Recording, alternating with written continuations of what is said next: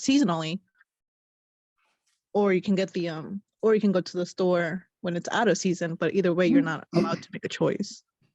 Once again, I'm talking from the observer, because even if you did have land, you'd have to understand where does the sun and moon have to be, and then you got to find a certain gifted Why children. are we talking about the sun and moon now? Because the sun and the moon you have to understand where they have to be if you're going to learn how to raise your crops, let alone feed your animals. That's sun and the moon is positive and negative. We're right back to knowing what a car can and cannot do. When people don't understand the sun and the moon, they don't understand yin and yang, positive and negative, feminine and masculine. So now being the observer, once again, is once you start thinking one's right or wrong. I was just giving an example. What you're no longer a sovereign being, but you're something else now, which is nothing good or bad. Now, when a person says, I don't want to do self-checkout, I said, you've done self-checkout when you're in the store. That's all about awareness. When a person turns around and says, well, that's wrong, I said, you're not being aware of that. You're still being in a state of ignorance. So now in this particular case, one's wants, this means the word lack, is I lack my comforts and my convenience, because if I do want to do my own needs, then I would say, then I wouldn't be always entertained by watching sports or musical. I would actually be participating and actually learning how to farm. It's like when people go on and on about carnivores opposed to vegetarian, most of them aren't aware that back in the days, even today, there's people that still do it. Do you eat from many animals on that one piece of meat, or do you eat them separately? Well, most people don't realize it. So then you're putting your body in dis-ease mode. The body has its own communication, and most people just don't get into a state of meditation or fasting to realize, oh, okay, so I'm in this realm. This is how I've been, this is the hand I've been laid with. Okay, so what else can I observe? Those aren't your thoughts. Those aren't your emotions. Why? Because you're expressing them. So you get to experience them. We experience way more in thoughts and emotion than we do in the physical. Now, our needs are such as food, getting energy from the sun, grounding. That's all nutrient that you need. But unless when a person wants to argue or debate, they're not really learning about the self. This is where when people learn the word self-awareness is different than aware of the self. Two different energy. The ego is never supposed to lead, because there's something that's running your body the whole time. It's like when I tell people that they say they're professors, then who taught you how to breathe? Well, I don't know. I said, then you're not a teacher yet. I guess with all this, what is the point of again, you said the word, you revealed yourself. Point. You think there's an outcome to what I just said. I just shared a whole bunch of ideals. If it resonates with you. I know. No, I understand. I'm just saying, if I observe. Yes, you'll figure that out. Then what am I?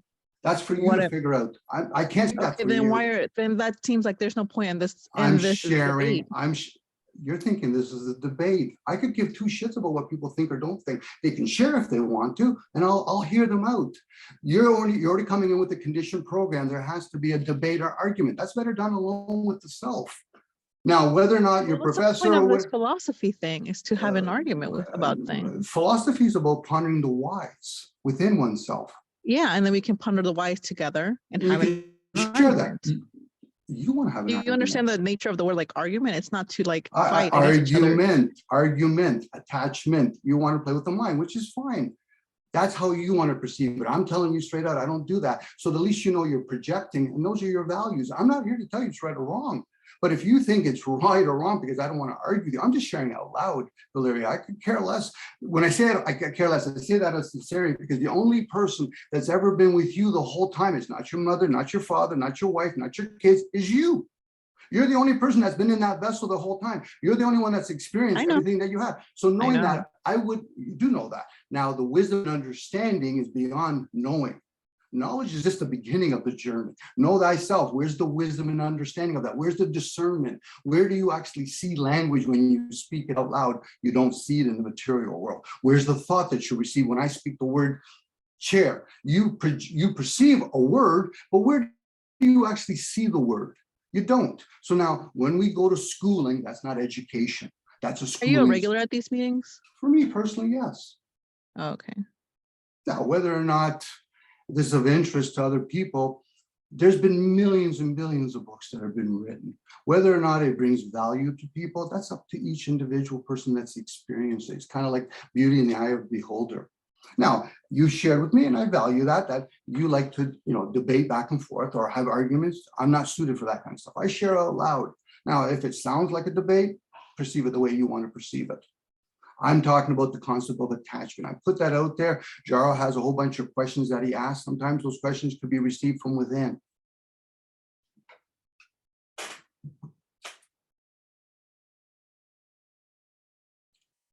So I feel like you're just telling me that to not have attachments, or to like not view them as attachments, but view them as like just experience them, I guess. Well, yeah, well, for me anyway, I'm always experiencing. I'm not the observer. Not saying that I'm not my own hypocrite.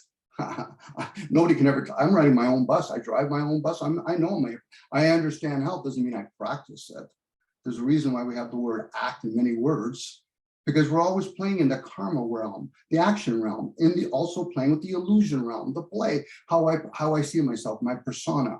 Am I Dominic? Am I an electrician? Am I a father? Those are all personas, but I get to experience them. I'm not here to say it's right or wrong, but some people, if not a lot of us, in moments we have, well, then it must be right to be a parent. It depends on how you perceive it. No, and yeah, I can see that, but like I'm just, I guess, in your argument about attachment, it seems like you're trying to posit that attachments are kind of almost they're just like a zero in the net of all things. Like you just experience things, and that's all you should really do with them. Well, you can also debate them, but I'm talking from sharing the idea of the concept, possibilities, as I might use them as possibilities, playing with things such as the word attachments and how that develops itself in the material, let alone the thought realm, where I'm trying to not become attached in the sense of my likes and dislikes, but I could be attached in other areas. I could be attached to the idea of not being attached. So for me, I'm playing with ideals. Now, when I have arguments, I never have good arguments, only when I have it with myself, because really, I don't know somebody else's story, and you really can't see the sun through my senses. But we are going to have some, well, but I see the sun too. I said, not through my senses. So then what would we be arguing with? This is why it's such a erroneous view, thinking I'm going to debate with somebody else when I can't even see it. Well, I'm not using the word debate or argument the same way. They're not the same thing. You're using them to like replace each other, but they're not the same thing.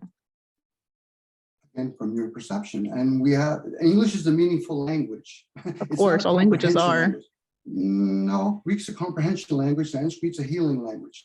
English is that doesn't make sense. Of okay, course it doesn't make sense. All right. Of course it is, because you're not questioning your senses, your reasoning, your thinking. I'm telling you energetically. English has a combination of 4 other languages, and they're all meaning. That's why we have empires. They run based on those languages. Now, if you want to bring me some sort of schooling, which is fine, but you're going to have to tap into the energy of those words. The energy of those words. Okay. Yes, thank you very much for the session. Welcome. It seems like this isn't the place for me. Have a good day. Enjoy yourself.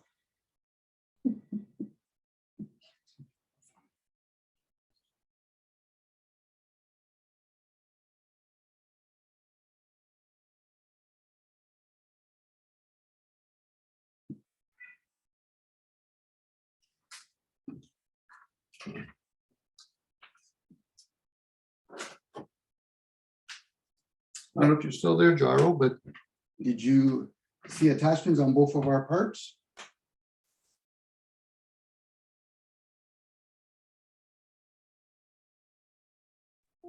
Oh, hello. Welcome back. I'm here. Friends. We have special guest. Oh, me. Oh, and there's Dominic Tersini. And so we're still attached to attachment. And let's see. So I would like to figure out the process of figuring out what objects should I personally, or for you personally, if I were to say, okay, this object that I'm attached to, it's not serving me. So I wish to let go of it. So I would like to know how you let go of the object, or how, or is there a process? I guess it depends on the object. Hmm.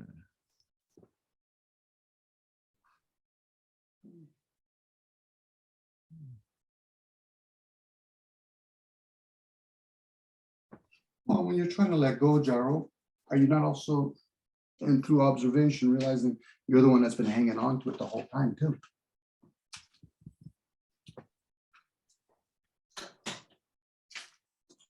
It's kind of So- like observing choking when eating food, and I catch myself, I've done it occasionally, where I catch myself putting more food in my mouth while I'm still choking. I'm doing that. Nobody else is doing it. So through observation, it just makes me to realize, just stop. In that moment, just stop. And once I stop, the body, if it's designed and it's meant to be, it will correct itself. So once a person observes their attachments, or they observe their, actually, we haven't really talked about it, but that's usually one most people favorite attachment, their resistance. In that moment, it will correct itself. Water will always settle back to its state. You can dirty the water with all your attachments and resistance, but if you stop long enough and just stop doing anything you're doing, the water will clear itself. That's just how it moves. These things will pass.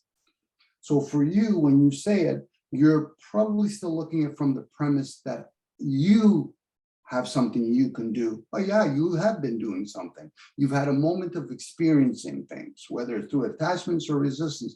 But once you stop long enough, you go back into that state of awareness, it'll correct itself. If there's such thing as correct.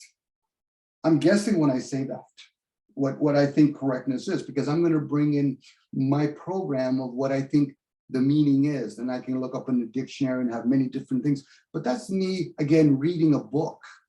No different, I can have a thought, but I still have to experience it in the physical if I'm going to share with other people. So when I, yeah, go ahead.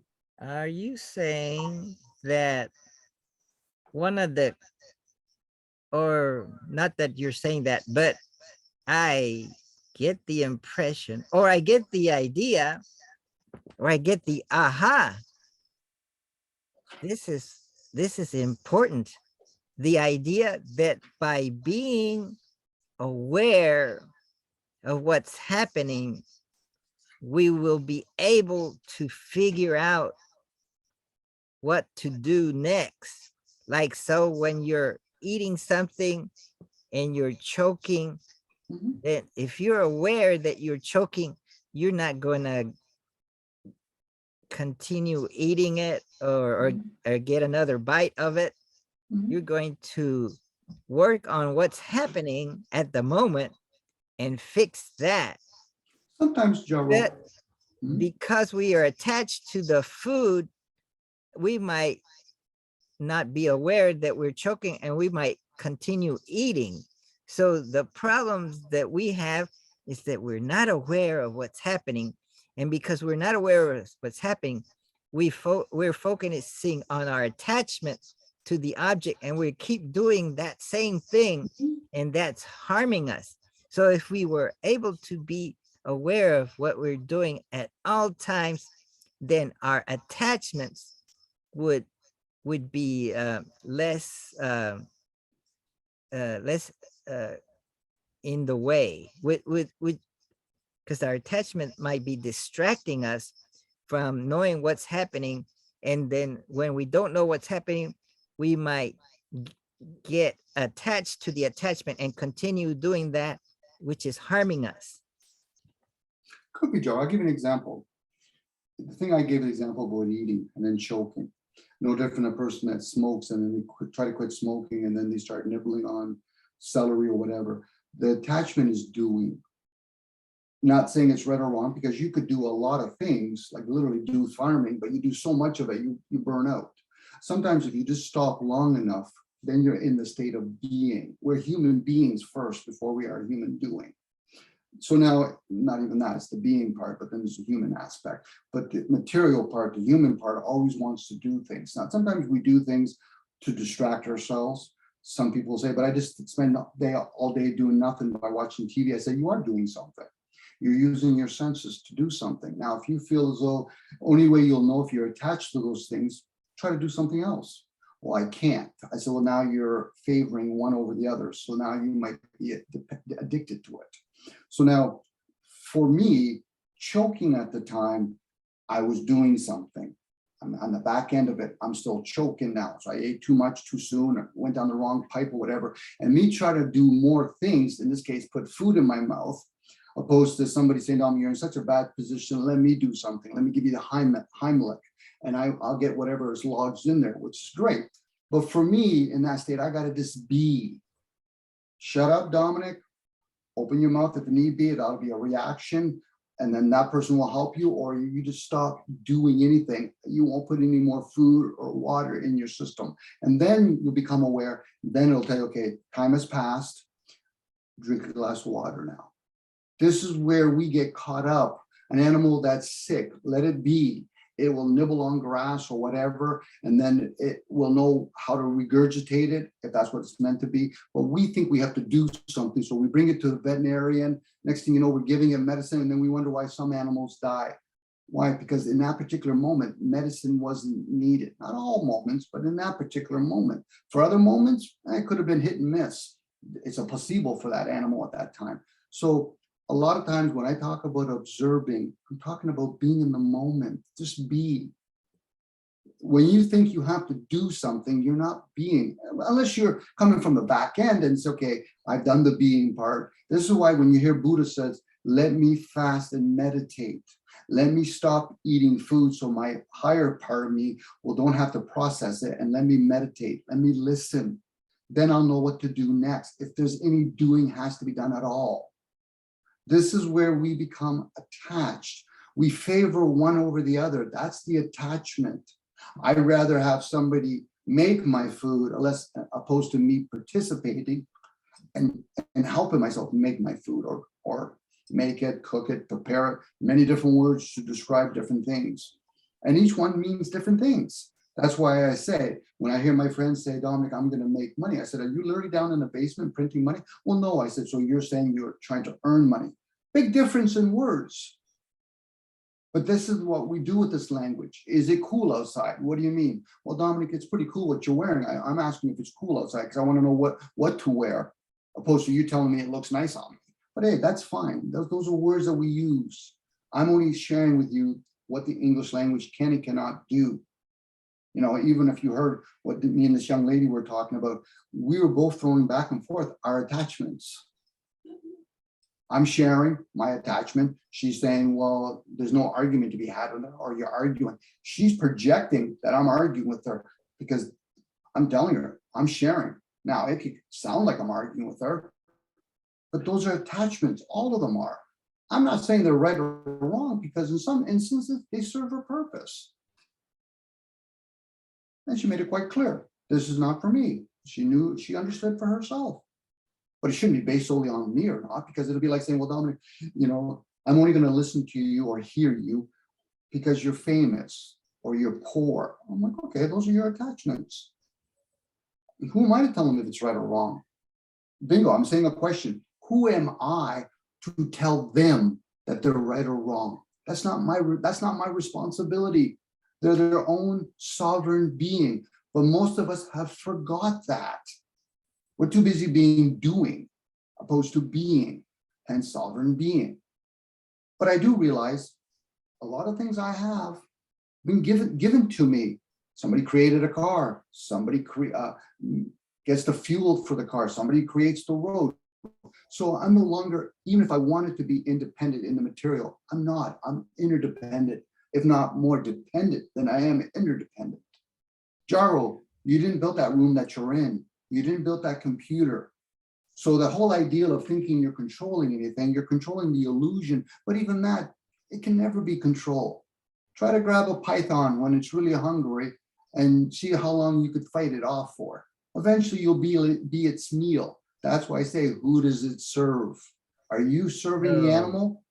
Go ahead. That brings up the idea that we have very little control Mhm, over our lives. mhm. But what little control we imagine we have, we may want to consider what to let go or what to keep, because what things we keep are maybe causing us difficulties in the long run. Maybe I have too many things. Look at my room. It's a Well, we all mess. do. We all do, Jaro. We all do, Jaro. And you're just manifesting it outside. How many people have a lot of things inside? So I'll give you my simple metaphor. I get thrown in a river that's moving really quick. Somebody gives me the heads up that, Dominic, there's a fall at the end of the river. So I'm trying to swim up the river and I'm always fighting with the river. That's control, opposed to somebody whispering inside, Tom, turn around. I turn around, sit like as though I'm in a comfortable chair and I'm going with the river. Now somebody might turn and say, but you're gonna go down the fall. I said, no, because I turned around, I was very comfortable and I'm no longer fighting. Now I finally see a little bit further down the river, there's a branch. I just reach out, I grab the branch, I'm no longer in the river. But when you're too busy controlling, you have your back turned around, moving into life. So there's a fine balance between control and letting the river take you downstream. Well, the river's life, the awareness and control serve different purpose. Some people are strong enough they could actually swim to the side. They would go with it. Some people, they have to turn around and be aware. Just be in the moment. Then I'll actually see that twig and I can grab it. Awareness, to be aware when you're in it. But if you already go, it's like I've said this to you before. If you're asking a question, but you already know the answer, then you're not asking a question. You're being clever at that moment. When you're asking a question, when you're listening within, is you already realize, I'm trying not to bring in my likes and dislikes, but if I am, can I bring them both? Yes, it serves you bring them both and you do them fairly. But if you bring them one in and not the other one, one's going to be out in the cold and one's going to be inside today. Tomorrow will be the opposite way. So whoever you're asking the question said, I can't work with you, Jaro. What do you mean? You're being clever. You're not asking for my wise counsel. I'm not talking about me, but whoever you're talking to from within. You're asking me to give you what you want, opposed to what you need. This is why when you have to meditate, you got to go in there with a state of awareness so you can listen, but you got to be genuine with yourself, not with others. We can always bullshit other people. That's why we have so many dogmas. That's why when people complain about religion, I said, they were never designed to help you, positive or negatively. You know, just because somebody does landmarks on a trail doesn't mean it's leading to where you need to go. It could get you out of the trail, but it doesn't mean that it's going to go where you need to go unless you feel as though you need to be home. Then the question, why would you even go to the trail then if you're so scared of leaving your home? This is where you ask a lot of questions. Sometimes I'm wondering for myself from within, he's asking all this, is he being a teacher without him knowing he's being a teacher? Because, you know, it does strike up a chord with me. I'm like, okay, he's asking all kinds of questions. Is that for me? Is it for him? Is he recording it for other people? Maybe. But if you're trying to be happy, maybe your happiness can come through suffering, through pain. Because most people learn from their what they call a mistake than what they call their success. Because what people do a lot of times when they're successful, eventually they get into a state of ignorance. They take it for granted. But when they do a mistake, they literally have to stop long enough to say, oh, geez, I'm embarrassed. I can't believe I did that. Well, at least you're stopping to thinking for the first couple of minutes. But all those other things you do, you just, oh, I ran a marathon and I forget all about it. So they're not even appreciating their success. So how can they possibly truly learn from their failures? Because they're not. And this is what most of it, my God, that's way too general. That's sorry, Jarl, that's me being an idiot now. I can only talk about myself at that moment because really I don't know. There's too many people in the world to say that's what most people are doing. I do that. I'm my own hypocrite, but I'm still sharing out loud. It's like going to therapy. I'm sharing it out loud. But when people are telling me, well, Dominic, I don't agree with you, I'm like, fuck you. To me, you must be a block wall. I'm sharing out loud. If you feel as though you want to share something back, that's fine. But when you tell me you disagree with me, I'm like, for what reason? How does that serve you? Forget about me. How does that serve you? Because you're protecting a way of living? There's people out there that are trillionaires. There's people out there that don't even have their needs met. So when I hear fairness, I'm like, the fairness that you're talking about can only come from within, because outside it clearly shows it's not fair. That's a given. It's like when I work for people and they say, Dom, you know, I'm going to pay you. The fact that you got to tell me that, I'm concerned now. What do you mean? That's a given. It's like playing chess. One of the givens is there's going to be an outcome. But if I choose to be the observer and I just want to play the game, I could play anybody that knows how to play chess. I'm not worried about winning or losing. So that means I'm being true to myself. I can play anybody. I'm here to learn the game. I'm not here just to learn about one part of it, the outcome. Dom, but you're going to win. I don't care. I'm focusing my caring on the process. When I play pool with my buddies, I'm here to learn the game, learn the rules, and I really love the socializing part of it. Whether or not I win at pool, I don't care about that, but I do care about those other things. And my buddies do, some of them care about winning. They might not care about the socializing part. They might turn around and say, well, Dominic, that's a given. Well, then it's a given to me. There's going to be a winner or loser. I don't put all my eggs in one basket. That's where you become addicted now to only one part of the process, opposed to what about the rest of it? Life and death has many parts in between. Even the silence between the breath in and out, there is a moment in between. I'm just using metaphors here at this point because I couldn't prove that even if I wanted to.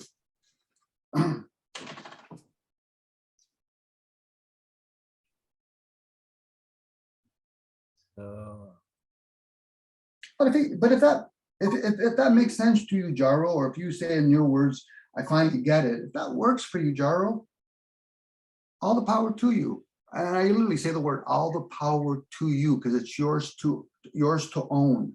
If you or use or whatever word that brings you some sort of movement. So let me share some things that come up.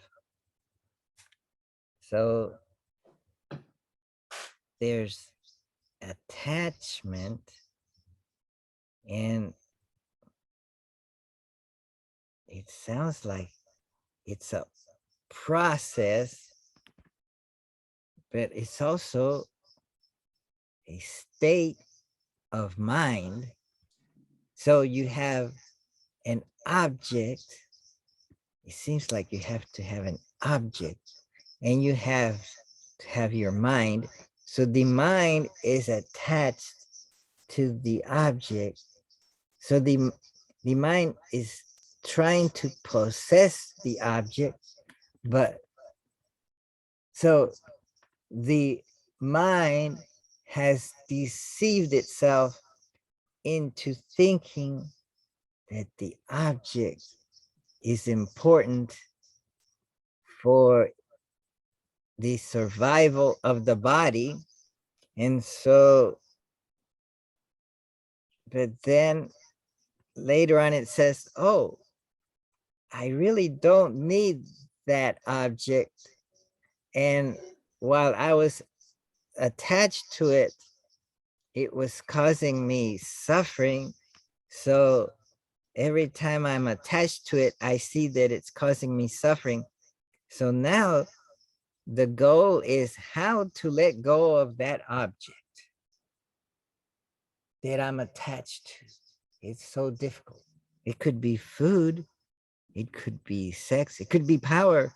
It could be work. It could be going to Zoom meetings. What? But I've identified that object as causing me some harm. So now what steps do I need to take to remove that attachment if that is my goal? Well, most of our attachments or our dependency or addictions come from our pleasures. How many beautiful Zooms I go to. A lot of kingdoms have fallen because the king and queen, the hemispheres, don't want to adhere to what the mind has to say. And a lot of kingdoms fall apart because people are being led by their gesture, their heart, or they don't listen to their intuitive part. They don't listen to their inspirational part, insights and all that kind of stuff. Just using words now. But a lot of kingdoms fall because the king thinks they're bigger than the kingdom. Same with the queen, same with the heart. And the mind, the reason why all these other things are attached to the mind is because that is your ruler, not your owner, your ruler. And if you don't give respect to the person that rules your kingdom, then you're disrespectful. Like to me, I do mockery when it comes to the king and queen of England and all that. It's just because they've never favored the citizens, the humans out here. So I'm giving them only the same kind of treatment that they've earned, not to deserve what they've earned. So in this particular case, if they were very respectful to everybody, then I should not say, well, something, it didn't favor me, but they're being very kind to everybody that's in the kingdom. It just happened to be my turnaround wasn't favorable, but I still have to be respectful. Consider, that's what respect means to me. Consider what I'm in. Now, people will be distasteful and say, oh, I don't agree with the way we waste all our foods. And like you said earlier about, polluting the planet. I said, but you're participating in all of that, Gyro. Unless you decide to get off the grid and no longer use the internet and use a car and use the tennis racket that it takes manufactured to make, you're being very disrespectful for the people that rule. It could be Satan that rules this kingdom. But the thing is, you're in that person's kingdom. And the fact that you're disrespectful, and only you would know if you're disrespectful, you're being very inconsiderate. And being inconsiderate, and then you turn around and say, not you, Jarvo, but you could be you, where you turn around and say, yeah, but I want it my way. That's your ego not knowing its place. And most of us do that on a regular basis. I just talk openly about it. I'm okay with being a hypocrite. Other people, they're not. That's why they're clever and they go inside and then they start pointing fingers. I'm going to debate you. I'm like, you're being clever. Hold on, Garo.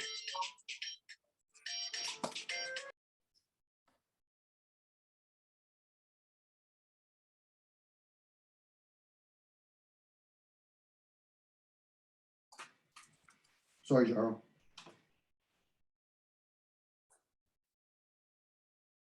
So I got something. I got an idea of respect. I find it interesting. So when if I've decided to let go of an attachment, I have to respect why my mind is attached to that object. I can't just force my mind to let go without knowing why my mind is attached to this object. Because if I forcefully do it, then my mind might suffer, might complain, might have a relapse, it's like stopping cold turkey. It could affect my body. Maybe my attachment is caused by my body.